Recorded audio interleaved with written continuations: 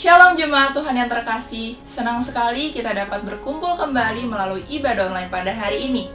Kami mengucapkan selamat datang dan selamat bergabung di keluarga besar GBI Rayan 18. Kiranya Bapak Ibu Saudara dapat terberkati melalui ibadah online pada hari ini. Kami juga mengajak Bapak Ibu Saudara untuk dapat mengikuti ibadah online di minggu-minggu selanjutnya. Tak terasa kita sudah memasuki bulan terakhir di tahun 2021. Yang menandakan hari Natal akan segera tiba. Maka dari itu kami mengajak Bapak Ibu Saudara untuk ikut merayakan Natal pada tahun ini yang akan diadakan pada tanggal 24 Desember 2021 pukul 7 malam secara online dan di tanggal 25 Desember 2021 pukul 6 pagi secara online. Untuk menutup tahun 2021, kami juga mengadakan ibadah tutup tahun yang akan dilaksanakan pada tanggal 31 Desember 2021 pukul 7 malam secara online. Kami juga ingin memberkati Bapak Ibu Saudara yang membutuhkan dukungan doa atau pelayanan jemaat. Bapak Ibu Saudara dapat langsung menghubungi nomor hotline GBI Rayan 18 yang tertera pada layar. Kami juga rindu mengajak Bapak Ibu Saudara untuk memberkati pelayanan Tuhan melalui persembahan yang dapat ditransfer melalui nomor rekening gereja atau Bapak Ibu Saudara dapat men-scan QR Code yang tertera pada layar. Kami juga ingin mengajak Bapak Ibu Saudara untuk ikut serta dalam doa puasa selama 21 hari yang telah dilaksanakan dari tanggal 1 Desember 2021 dan akan berakhir di tanggal 21 Desember 2021. Kami juga mengajak Bapak Ibu Saudara untuk ikut serta dalam doa pagi yang akan dilaksanakan selama hari Senin hingga Sabtu pukul 6 pagi. Doa pagi ini dilaksanakan via Zoom. Untuk ID dan passcode Zoom Bapak Ibu Saudara dapat melihat pada layar.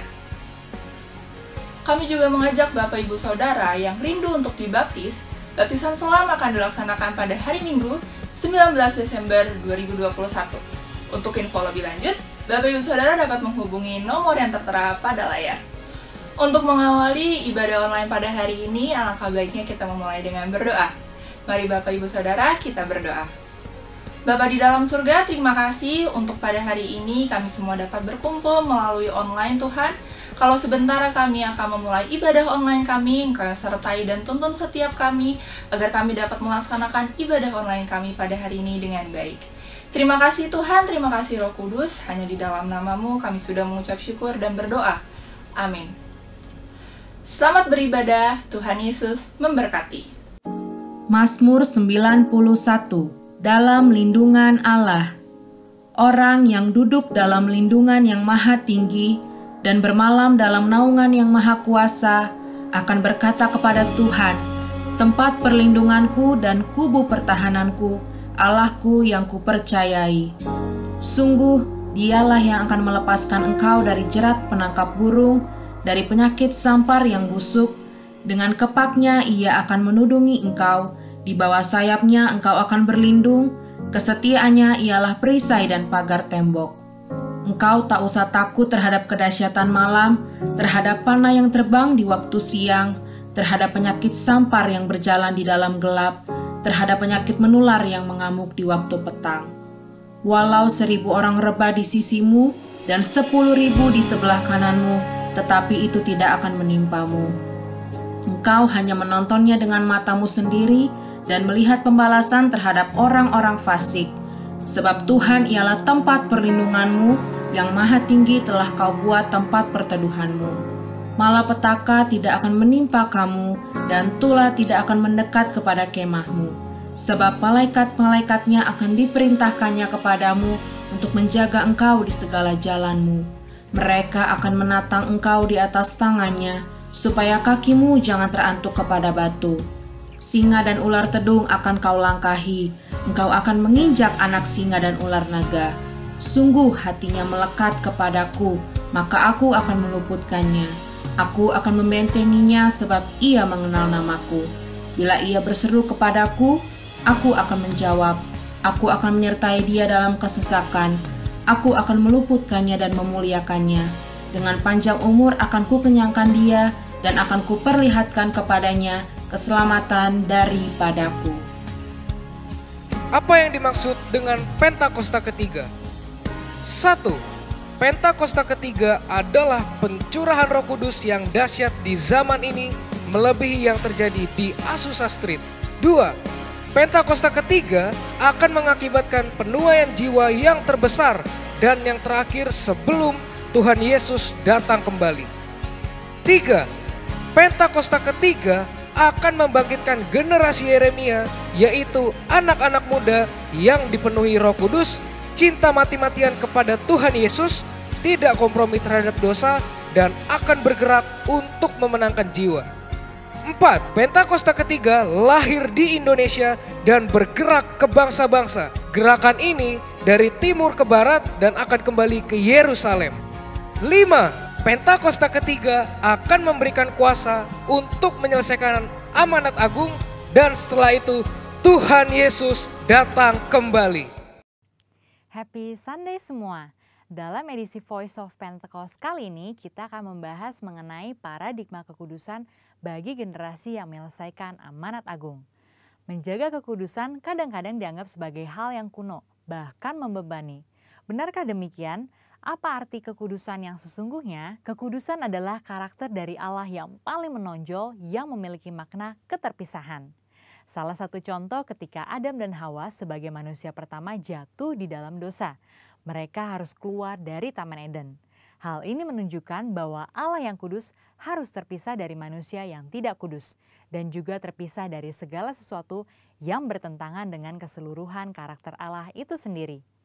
Akan tetapi kekudusan Tuhan bukanlah hanya kekudusan yang memisahkan dan menghakimi segala yang tidak kudus, melainkan juga menjangkau manusia yang berdosa dan memberikan pengudusan bagi mereka. Maka dengan itu ada 3 paradigma kekudusan. Yang pertama, kekudusan itu indah dan didambakan. Kita dapat melihat bahwa seluruh ciptaannya sungguh sangat baik. Dan kata baik juga mencangkup segala pengertian seperti keindahan dan kedambaan. Dalam Mazmur 96 ayat 9 dikatakan, sujudlah menyembah kepada Tuhan dengan berhiaskan kekudusan. Kata berhiaskan kekudusan menunjukkan bahwa kekudusan adalah hal yang mulia dan indah di hadapan Allah. Kita sebagai manusia baru di dalam Kristus sudah seharusnya memandang semua hal yang berasal dari Tuhan adalah hal-hal yang kudus, hal yang baik, indah, menyenangkan, dan didambakan. Pola pikir bahwa hal-hal yang tidak kudus membawa kenikmatan seharusnya kita tanggalkan. Sebagai insan Pentakosta yang hidup bergantung kepada Roh Kudus setiap saat, sudah selayaknya kita mengalami kemenangan dari kedagingan. Yang kedua, kekudusan itu menular dan menyebar. Paradigma yang baru tentang kekudusan juga dinyatakan dalam kehidupan dan pelayanan Yesus. Dalam pelayanannya, Yesus sering digambarkan berada bersama dengan orang-orang yang najis menurut Taurat. Dalam Lukas 5 ayat 12-14 dikisahkan bagaimana Yesus berjumpa dengan seorang yang penuh kusta. Orang tersebut meminta kepada Yesus untuk menahirkannya, yang kemudian diresponi oleh Yesus dengan menjamahnya dan berkata, "Jadilah engkau tahir." Dan Alkitab mencatat bahwa orang tersebut menjadi tahir. Ketika Yesus menjamah orang yang sakit kusta yang najis menurut Taurat, Yesus tidaklah menjadi najis. Namun sebaliknya, kekudusan Yesus terimpartasi kepada orang yang sakit kusta itu dan mentahirkannya. Hal ini selayaknya memberikan paradigma baru dalam kita memandang kekudusan, yaitu kekudusan itu menular dan menyebar. Yang ketiga, kekudusan menjangkau banyak orang. Dengan pengurapan Roh Kudus, maka sudah seharusnya kita menjangkau orang lain dan menularkan kekudusan tersebut. Kekudusan bukan lagi hanya sekedar yang penting saya sendiri yang kudus. Dalam Imamat 19 ayat 2, pertama-tama Tuhan berkata, Kuduslah kamu sebab aku Tuhan Allahmu kudus. Setelah itu mulai dari ayat 3 dan seterusnya, Tuhan memberikan serangkaian perintah kepada umat Israel untuk melakukan perintah seperti menghormati ayah dan ibu ataupun bertindak jujur. Hal-hal yang diminta Tuhan ini menunjukkan bahwa kekudusan bukan berdampak hanya untuk diri sendiri, tetapi juga berdampak secara horizontal, yaitu kekudusan menjangkau banyak orang. Terkait hal ini, gereja kita yang ada di Bandung memiliki kisah yang unik dalam perjalanan sejarahnya.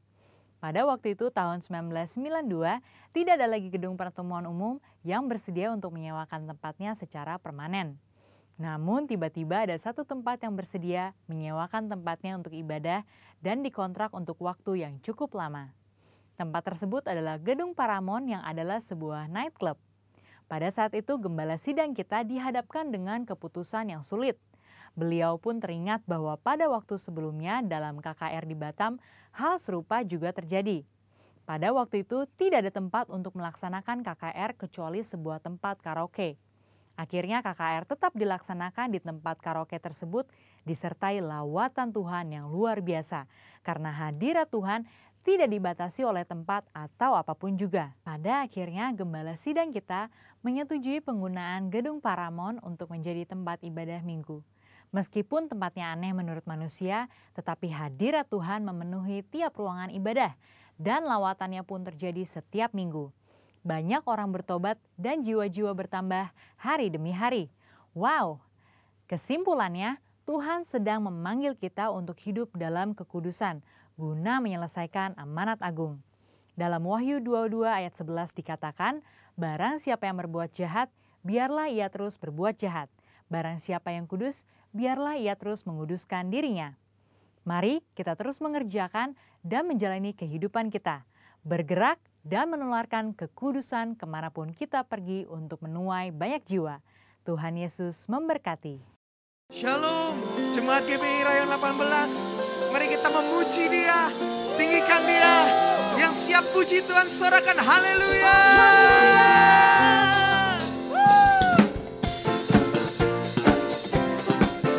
Kami mau nyatakan Engkau baik Tuhan. Engkau sungguh baik. Kau menaikkan pujian syukur bagimu. Mari katakan pujian ini saudara. Segala puji syukur hanya bagimu Tuhan, sebab Kau yang layak dipuja. Kami mau bersorak, tinggikan namamu. Katakan haleluya. Haleluya. Soraklah, soraklah, haleluya. Soraklah, haleluya. Haleluya. Oh, soraklah, haleluya. Soraklah, haleluya.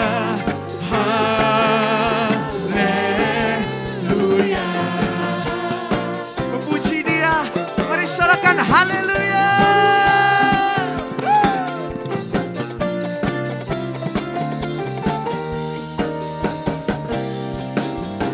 Segala puji syukur hanya bagimu Tuhan, sebab Kau yang layak dipuja.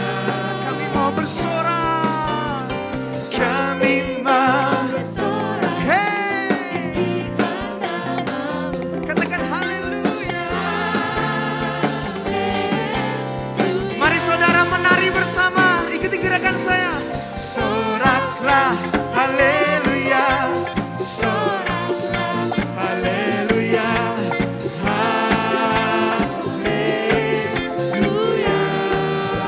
Oh, soraklah, haleluya.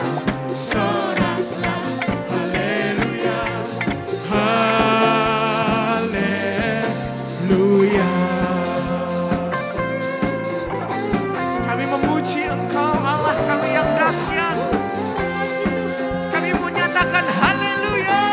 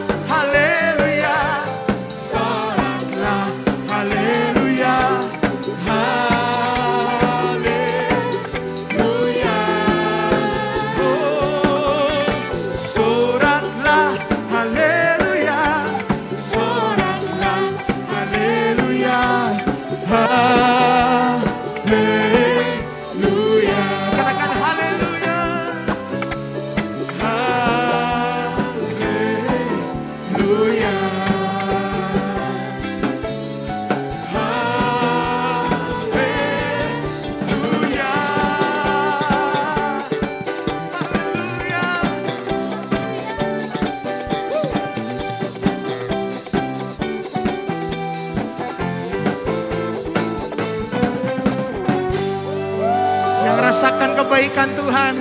Sama-sama katakan haleluya.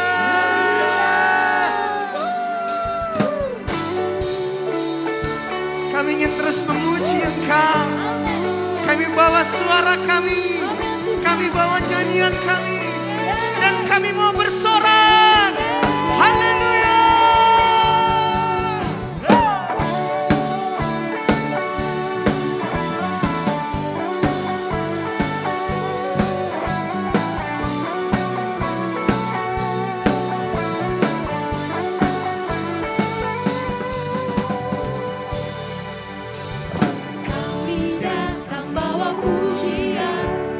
Bersama memuji-Mu Tuhan, satukan suara dan nyanyikan sorak kemenangan. Katakan Gloria.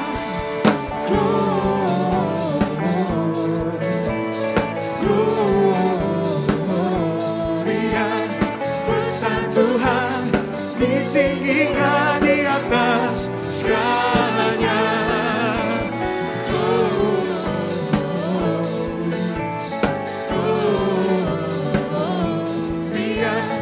Besar Tuhan, ditinggikan tiada Gloria.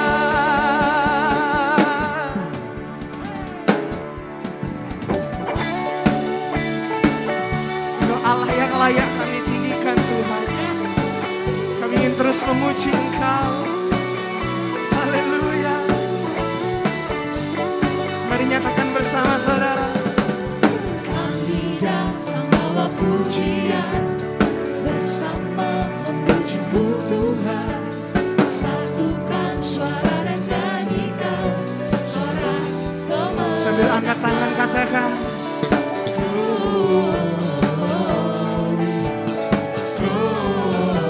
Gloria, besar Tuhan, ditinggikan di atas segalanya.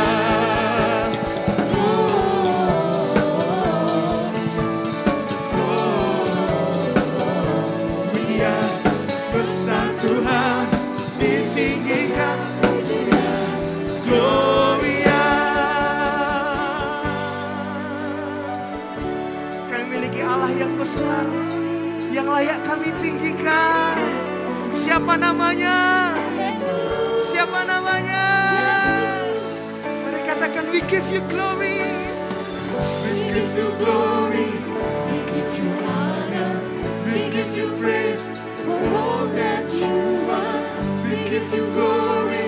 We give you honor, We give you praise. Gloria. We give you glory. we give you honor, We give you praise for all that you are.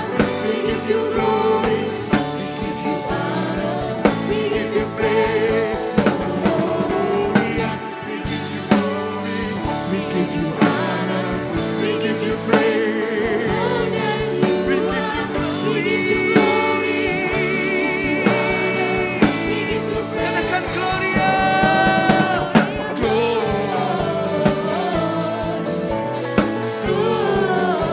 Gloria, besar Tuhan, ditinggikan di atas segalanya.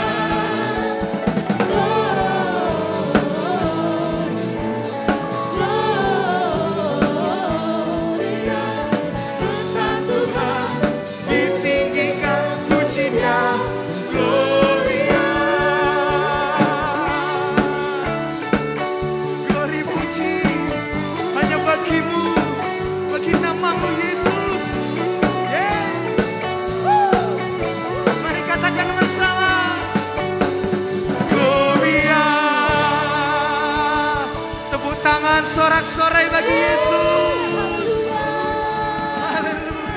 Kemuliaan yang terbaik bagi Tuhan kita Yesus Kristus. Haleluya. Kami bersyukur Tuhan buat kasih-Mu. Ini kami Tuhan, anak-anak-Mu, datang dalam hadirat Engkau. Mari ya Tuhan, sucikan, kuduskan kami masuk ke dalam hadirat-Mu. Haleluya.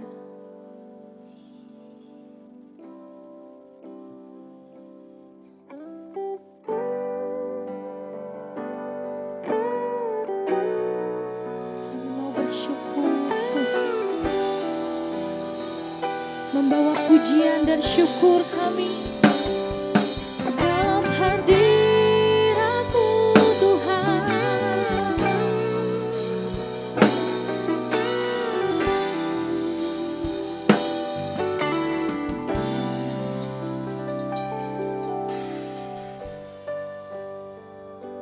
Terima kasih Tuhan.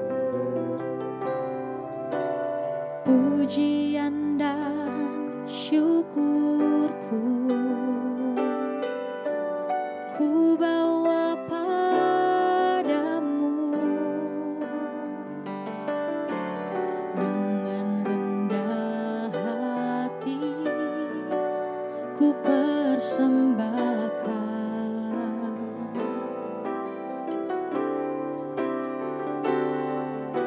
Sadar bila ku ada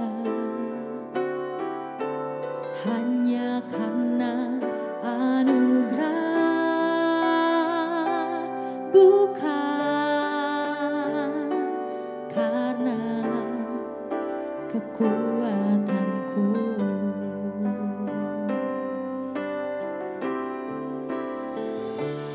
Ku tahu hidupku adalah penyembahan. Kau ciptakanku dalam kemuliaan-Mu.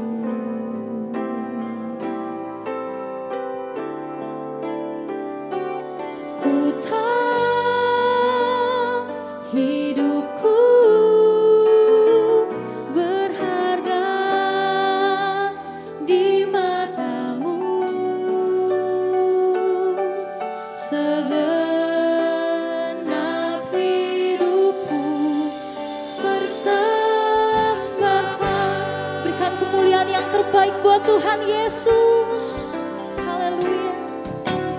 Pujian dan syukurku kami bawa padamu Tuhan. Ku bawa padamu,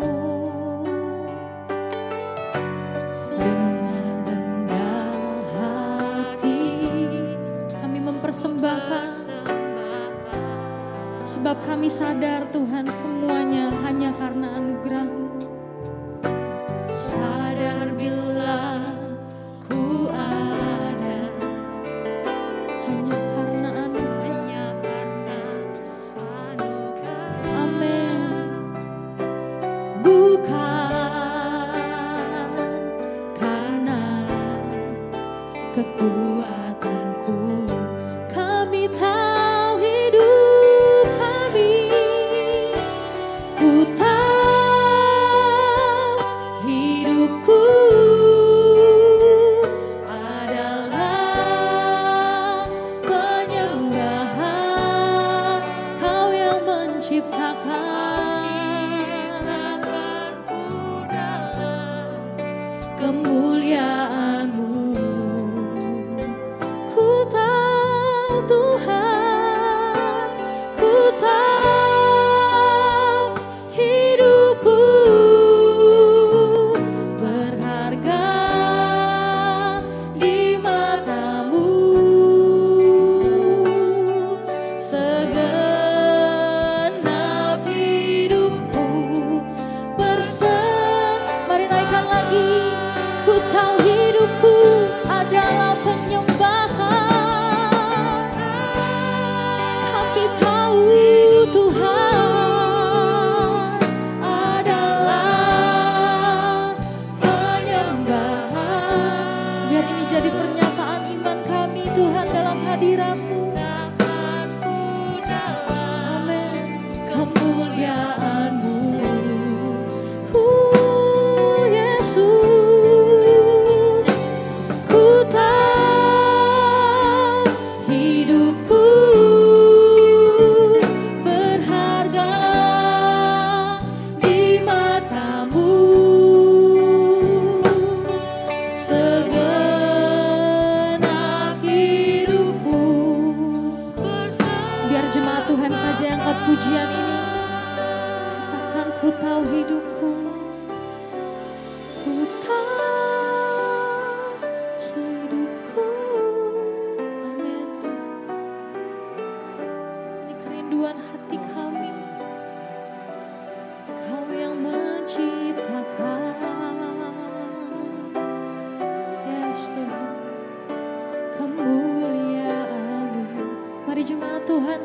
pujian ini.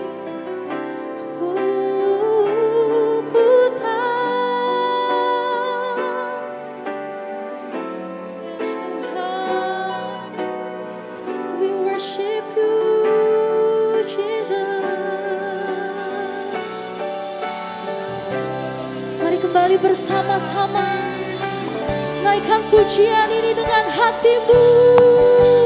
Kami tahu Tuhan, ku tahu hidupku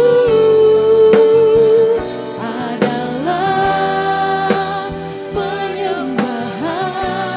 Inilah hidup kami Tuhan, sebagai persembahan yang hidup bagimu.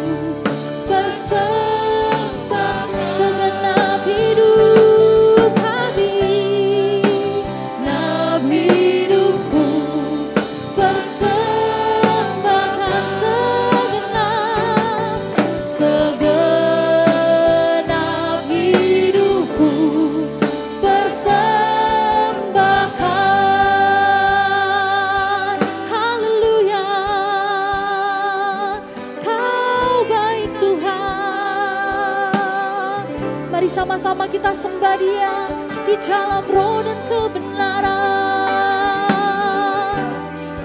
Kau baik, sungguh baik Tuhan. Syararabararabaya syirire, syararaba, kirarabaya syararabo. Kami puji Engkau Tuhan, kami tinggikan Jesus. Kau Tuhan yang ajaib bagi kami. Kami percaya kuasa-Mu dinyatakan Tuhan.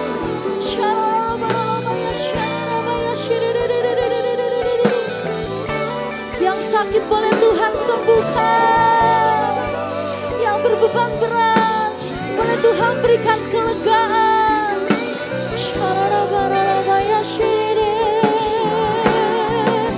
Kami mau bersyukur dalam Engkau Tuhan, sebab Engkau sungguh baik. Haleluya Yesus. Mari terus sembah Dia, mari agungkan namanya yang kudus.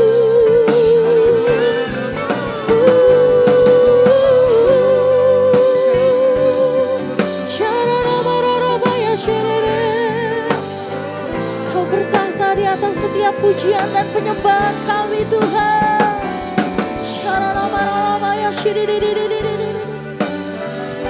Ku sembah Kau Tuhan, ku sembah, ku puji selamanya. Haleluya.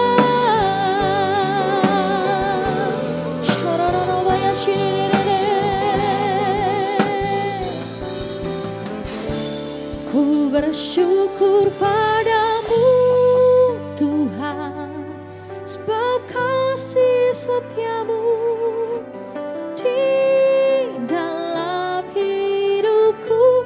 Anugerah-Mu besar bagiku, di setiap langkahku ku memuji-Mu. Ku bersyukur padamu Tuhan, amin. Di dalam hidup kami, anugerah-Mu besar bagiku, di setiap langkahku ku memuji-Mu. Ku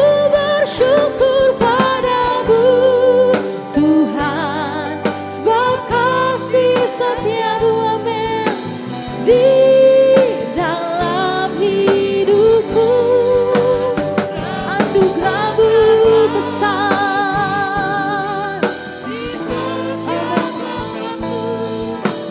ku memuji-Mu, ku bersyukur padamu Tuhan, sebab kasih setia-Mu di dalam hidupku. Anugerah-Mu besar bagiku. Amin Tuhan. Yes. Mari kembali lagi bersama-sama naikkan pujian-Mu. Tuhan, sebab kasih setia-Mu di dalam hidupku.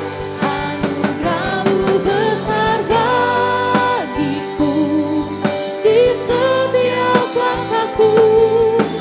Ku memuji-Mu, ku memuji-Mu Tuhan. Ku memuji-Mu, ku memuji-Mu, ku memuji-Mu.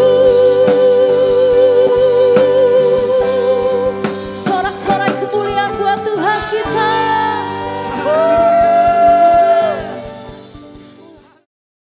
Shalom, saya senang bisa kembali ke GBI Mega Bekasi dalam perayaan Natal bulan Desember dan membawa renungan firman mengenai bagaimana kita memberi persembahan yang terbaik kepada bayi Yesus pada hari ulang tahun.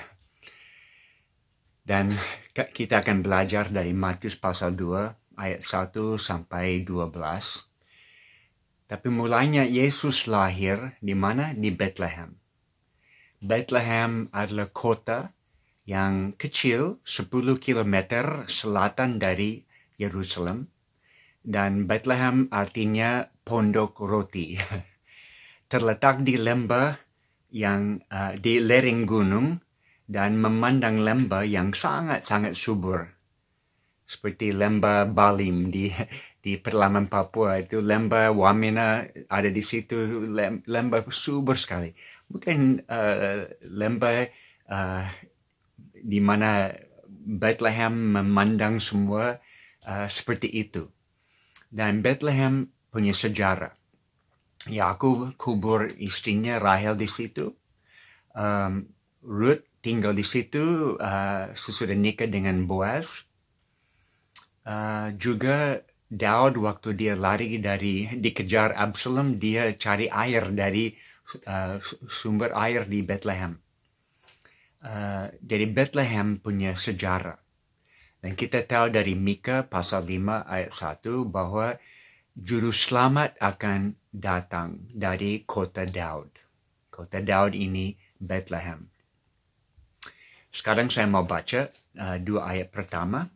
Matius 2 ayat 1 dan 2. Sesudah Yesus dilahirkan di Bethlehem di tanah Yudea pada zaman Raja Herodes, datanglah orang-orang Majus dari timur ke Yerusalem dan bertanya-tanya, di manakah dia, Raja orang Yahudi yang baru dilahirkan itu?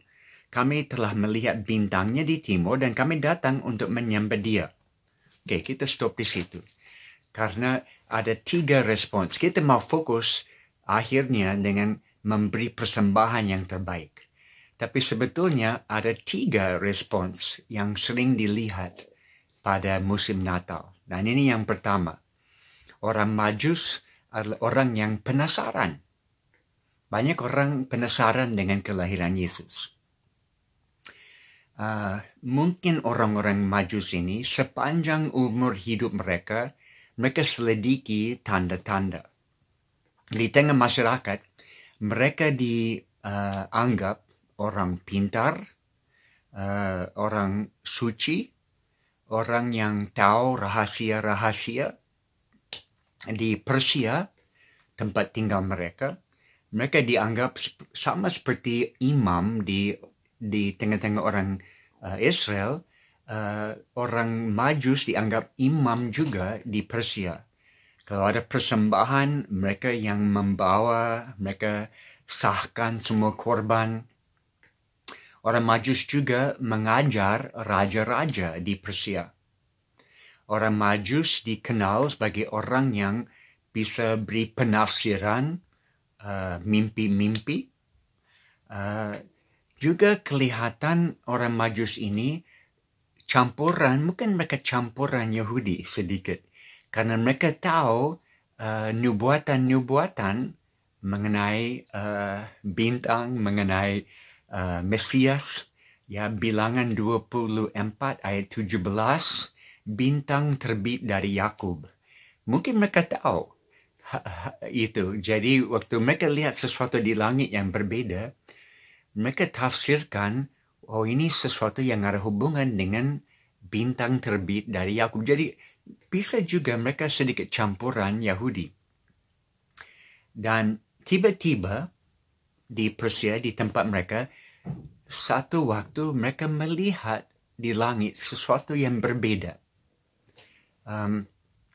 Sekarang zaman ini, mungkin tidak ada yang selidiki langit terus-menerus. Tapi pada waktu itu banyak orang selidiki langit untuk tahu apa yang akan terjadi, apa yang penting, keputusan apa yang harus dibuat, karena mereka melihat setiap malam bintang-bintang, posisinya, bulan, semua planet-planet tetap sama. Kalau ada perubahan, ada sesuatu yang beda di langit, mereka anggap, oh pencipta langit dan bumi mau bicara kepada ciptaannya. Jadi itu buat penting. Itu pola pikir mereka, kenapa selidiki langit. Nah, orang Majus berapa orang? Sebetulnya kita selalu hitung Natal 3, tapi tidak tentu. Alkitab tidak menentukan berapa banyak. Hanya karena pemberian hadiah ada 3 yang disinggung, ya mungkin masing-masing bawa 1, oke, 3 orang Majus. Itu hanya kesimpulan. Dan kenapa mereka siap berangkat dari daerah Persia datang ke tanah Yehuda untuk mencari jawaban tentang fenomena ini di langit. Kenapa mereka siap buat itu? Mungkin 3 hal yang saya pikirkan. 1, mereka tahu sesuatu besar akan jadi di dunia. Mereka tahu ini besar, ini bukan fenomena biasa. Kedua, mereka tahu peristiwa ini akan rubah dunia. Tertarik. Dan ketiga, mungkin ada persiapan rohani dari Tuhan dalam hati mereka. Nah, saudara, banyak orang seperti itu zaman ini sekarang. Penasaran. Tertarik. Mau tahu lagi tentang Yesus yang lahir ini. Tapi banyak stop di situ. Hanya penasaran. Hanya mau tahu. Tapi tidak mau lanjutan. Tidak mau ada tindakan. Hanya mau tahu. Ini zaman, disebut zaman informasi sekarang. Semua mau jadi orang pertama untuk mengetahui informasi baru. Betul? Biasanya HP ditaruh di samping tempat tidur dan bangun pagi langsung tangan ambil HP untuk lihat apa berita terbaru. Kita mau jadi orang pertama untuk tahu sesuatu terjadi. Ya, siapa hari ini COVID positif? Angka turun atau naik?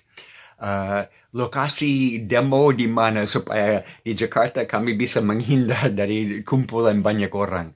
Atau di Bekasi ada celaka mobil atau motor di jalan tol dan kami harus menghindar dari kemacetan yang selalu ada di Bekasi. Siapa yang meninggal atau siapa yang ditahan polisi atau siapa yang dianggap dalam politik, ya selalu mau jadi orang pertama untuk mengetahui informasi. Tapi hanya tahu informasi tidak akan merubah dunia. Mengetahui tentang kelahiran Yesus tidak membawa keselamatan.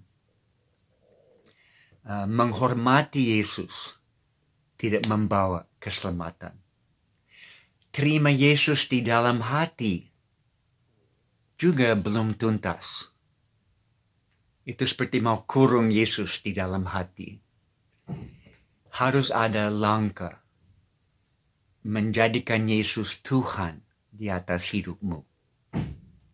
Jadi yang pertama kita lihat respons kelahiran Yesus terhadap kelahiran Yesus, satu, penasaran sampai hari ini. Nah, respons yang kedua kita lihat dari Herodes, mulai dari ayat 3. Ketika Raja Herodes mendengar hal itu, terkejutlah dia beserta seluruh Yerusalem. Maka dikumpulkannya semua imam dari kepala dan ahli Taurat bangsa Yahudi, lalu dimintanya keterangan dari mereka. Di mana Mesias yang dilahirkan? Mereka berkata kepada dia, di Bethlehem, di tanah Yudea, karena demikian ada tertulis dalam kitab Nabi, dan engkau Bethlehem tanah Yudea, engkau sekali-kali bukanlah yang terkecil di antara mereka yang memerintah Yehuda, karena pada mula akan bangkit seorang pemimpin yang akan menggembalakan umat Israel. Lalu dengan diam-diam Herodes memanggil orang-orang Majus itu dan dengan teliti tanya mereka bila mana bintang itu nampak. Kemudian ia menyuruh mereka ke Yerusalem, katanya pergi dan selidiki semua seksama hal-hal mengenai anak itu, dan segera sesudah kamu menemukan dia, kabarkanlah kepada saya supaya aku pun datang menyembah dia. Dan setelah mendengar kata-kata raja itu, berangkatlah mereka dan lihat bintang yang mereka lihat di timur mendahului mereka hingga tiba dan berhenti di atas tempat di mana anak itu berada. Jadi di sini kita lihat respons yang kedua terhadap kelahiran Yesus, penolakan. Herodes terganggu dengan kelahiran Yesus. Nah, Herodes, sedikit latar belakang mengenai dia. Dia setengah darah Yahudi. Dia memerintah cukup lama di wilayah itu, dan dia membangun wilayah itu. Termasuk Bait Allah. Dia bangun Bait Allah. Kadang-kadang kita dengar istilah Herodes dan kita pikir, oh jahat, orang jahat. Tapi ada hal yang bagus yang Herodes buat. Waktu ada kelaparan, dia hentikan kumpulan pajak supaya meringankan beban masyarakat, supaya ya mungkin seperti COVID ini pemerintah membantu banyak, dia juga membantu waktu kelaparan. Tapi ada satu kelemahan, satu cacat di dalam karakter Herodes. Dia orang yang cepat curiga. Orang lain mau ambil kuasa, posisi dia. Jadi dia buat hal-hal yang ngeri, yang kejam.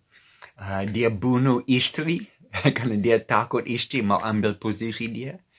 Anak laki-laki yang tertua dia bunuh. Kemudian 2 anak lagi. Dia sudah rancang. Kalau tiba-tiba dia mati,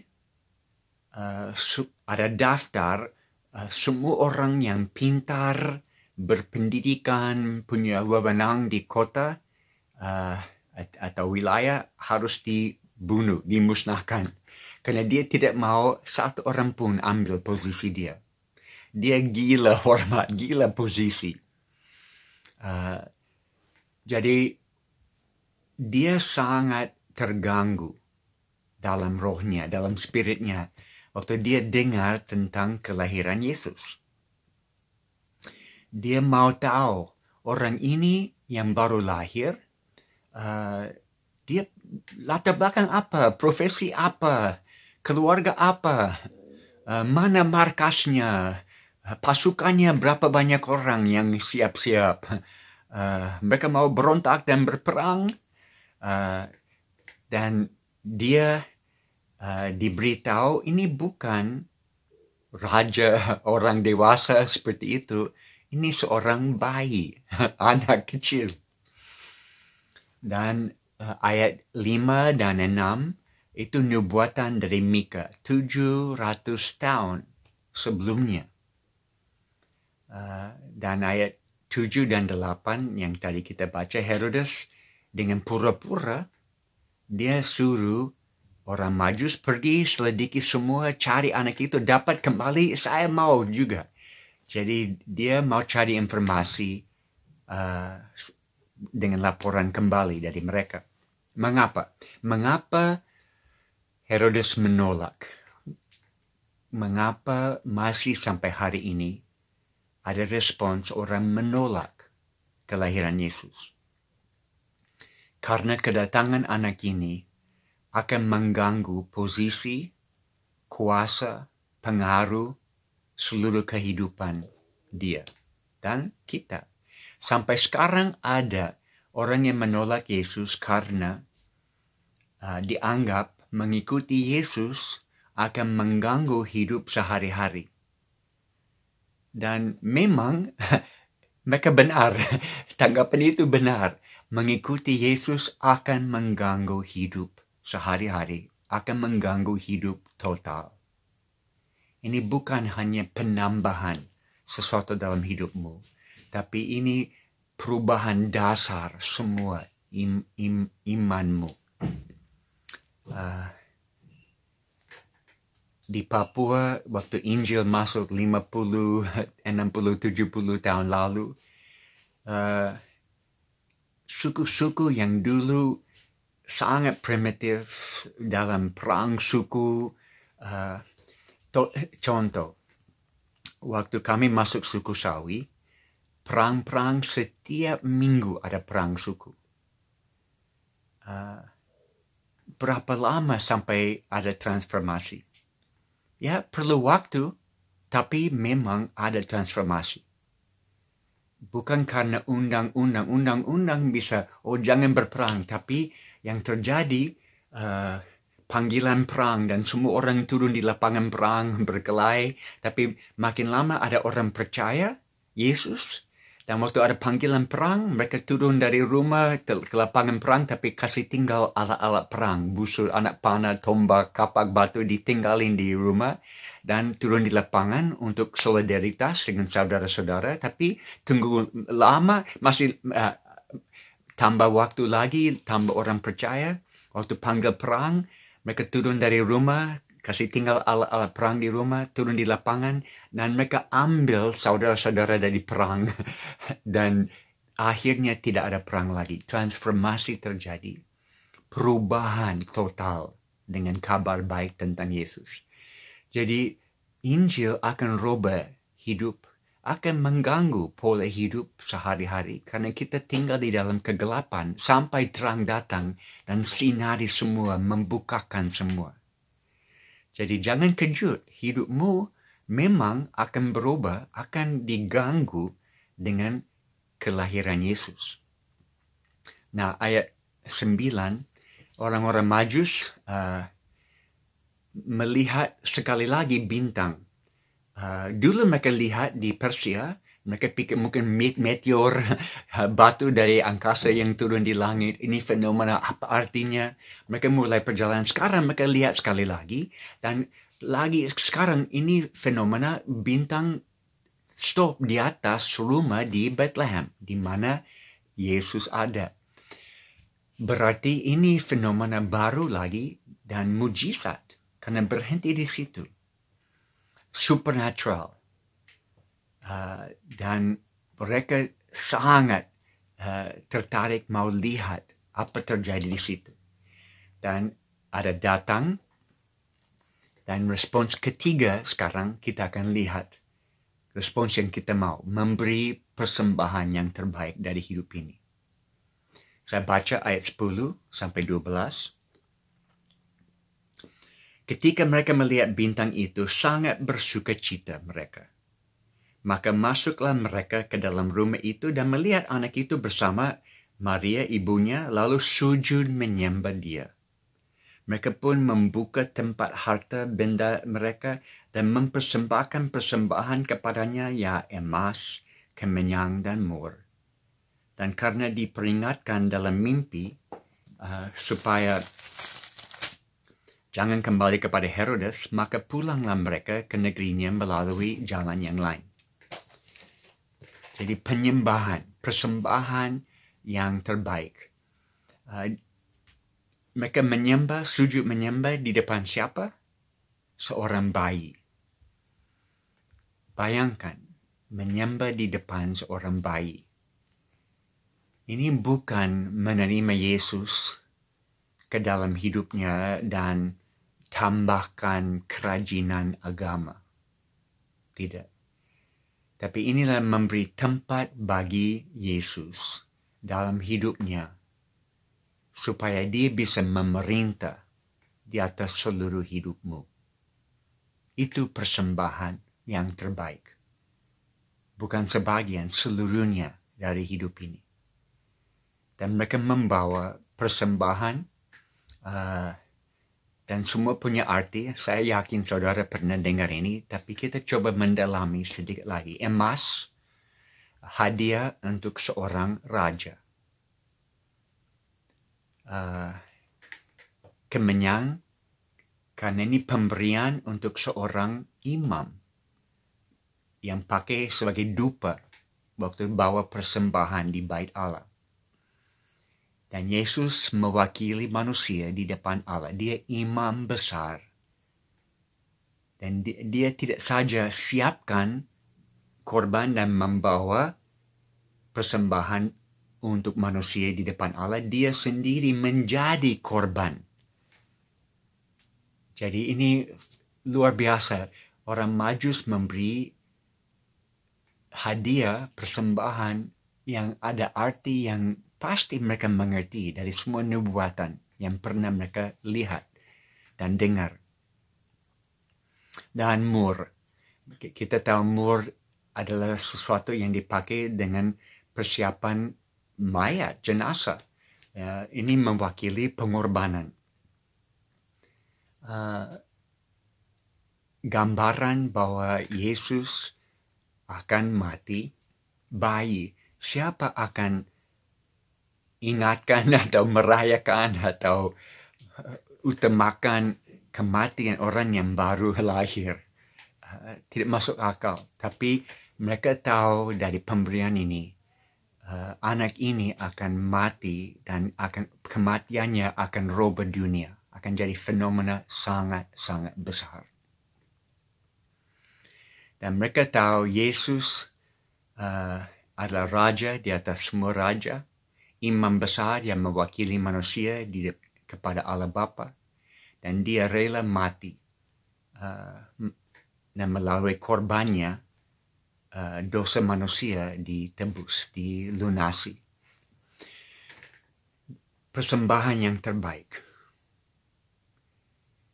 Dalam hidup saya, saudara, 44 tahun di Papua, Tuhan ajar kami, latih kami, jangan pegang terlalu kuat apa yang ada di tanganmu. Semua bisa hilang tiba-tiba. 3 kali dalam hidup saya di Papua, saya kehilangan semuanya. Semua pelayanan orang lain ambil. Semua aset orang lain ambil. Nama baik diambil dan saya kosong, bangkrut dengan Tuhan. 3 kali harus mulai dari nol. Dan saya mulai dari nol, bangun kembali, diambil lagi, mulai lagi 3 kali. Dan setiap Januari, saudara, waktu kita masuk tahun baru, Tuhan tanya, apakah Jim siap kehilangan semua sekali lagi? Siap bangkrut dengan saya lagi? Dan saya harus jawab, Tuhan, saya siap. Karena saya tidak mau pegang kuat apa yang ada di dunia ini. Saya serahkan. Tiap Januari kami mulai tahun baru dengan kosong. Rekening kosong, rencana, planning kosong. Kami mulai kosong. Dan kami tanya, apa pekerjaan Bapa kami di bumi ini sekarang? Kami tidak mau bangun di atas dasar tahun lalu. Kami mau bangun di atas dasar bangkrut dengan Tuhan. Karena saat itu Tuhan bisa mengambil hidup ini dan buat apa yang dia mau buat, tanpa kami campur dengan rencana kami. Saya ambil ini waktu Yesus panggil murid-murid, seperti Lukas 9 ayat-ayat terakhir, 62 ayat terakhir. Dan siapa mau jadi muridku, dia siap membajak tapi dia menoleh ke belakang, dia tidak patut masuk kerajaan surga. Jangan menoleh ke belakang. Menoleh ke depan. Jangan lihat ke belakang. Jangan lihat kegagalan-kegagalanmu masa yang lalu. Banyak orang mengingat kegagalan, mengingat waktu yang susah, mengingat semua yang negatif dari tahun lalu. Dan itu selalu mempengaruhi dan membuat takut gagal lagi, takut maju. Jangan lihat ke belakang. Saya layani banyak anak muda yang masa lalu hancur. Dan ada lagu baru saya terjemahkan, Broken People. Kita semua orang hancur. Dan Tuhan perhatikan orang yang hancur. Supaya bisa bangkitkan mereka. Dan waktu mereka bangkit, semua kemuliaan akan dibawa kepada dia. Persembahan yang terbaik. Jangan menoleh ke belakang dengan sukses. Banyak gereja, banyak orang melihat sukses tahun lalu, sukses kemarin, dan mereka bangun di atas sukses itu. Jangan. Mungkin COVID sudah latih kita. Jangan bangun sesuatu tahun depan berdasarkan sukses tahun lalu. Setiap Januari kami bangkrut dengan Tuhan. Kosong. Mulai apa pekerjaan Bapa kami tahun ini. Itu yang kami mau. Itu yang kami belajar dalam COVID ini. Dan mungkin Natal ini kita betul-betul mau masuk tahun 2022 dengan kosong, bangkrut dengan Tuhan. Jangan menoleh ke belakang. Sukses kemarin itu untuk kemarin. Kami tutup tahun dan kami buka dengan apa rencana Bapa kami tahun ini. Kami mau satukan hati dan visi dengan hati dan visi Tuhan. Banyak orang menyesal. Ada satu program di Amerika, Good Morning America.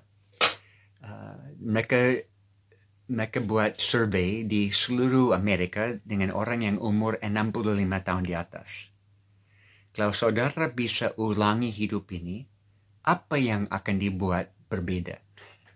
Dan dari semua respons, ada 3 yang muncul.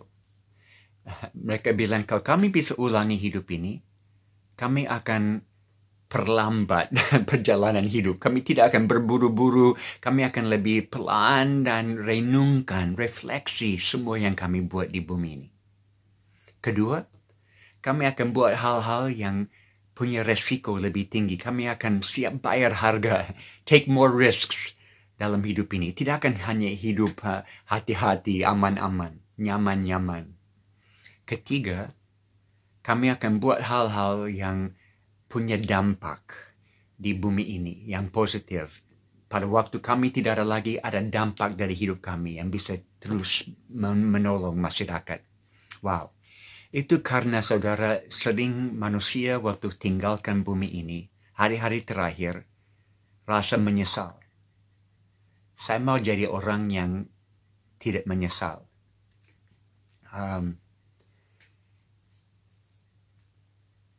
Saya tidak mau hari terakhir ada hal-hal yang Tuhan minta saya buat, tapi saya tidak buat.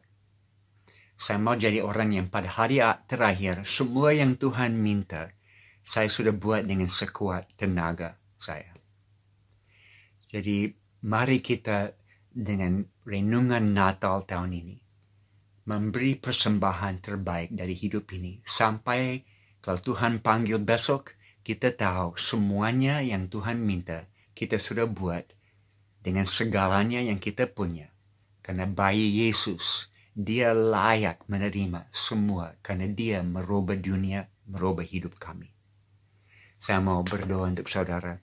Tuhan, terima kasih GBI Mega Bekasi yang sudah punya hubungan lama bersama kami di Papua, pendukung luar biasa. Tuhan memberkati mereka. berikan semua yang mereka perlu pada waktu Natal dan masuk tahun baru ini. Kalau kau izinkan kami masuk dalam tahun 2022, Tuhan, buka mata mereka untuk melihat rencanamu yang mulia. Biar kami semua rasakan, Tuhan, ini waktu terbaik. The best time to be alive. Terima kasih karena mata kami diizinkan melihat penjangkauan akhir zaman. Dan semua suku, bangsa, bahasa bisa dengar dan Yesus bisa datang kembali. Itu kerinduan kami. Jadi bawa kami di tengah-tengah kehendak-Mu Tuhan dan tahan kami di situ. Dan biar semua di Mega Bekasi yang mendengar firman ini menerima firman dari Engkau. Bukan dari Jim Yos, tapi pesan dari Engkau. Biar mereka dengar dan mereka lakukan. Mereka jadikan Yesus Tuhan dalam hidup mereka dan memberi persembahan terbaik dari hidup mereka kepadamu. Dalam nama Yesus kami berdoa. Amin. God bless you. Ini aku Tuhan, utuslah aku sampai generasi ku diselamatkan. Ini aku Tuhan, utuslah aku sampai generasi ku diselamatkan. Sampai generasi ku diselamatkan. Sampai generasi ku diselamatkan. Buka hatimu, angkat kedua tanganmu, terimalah berkat-berkat surgawi.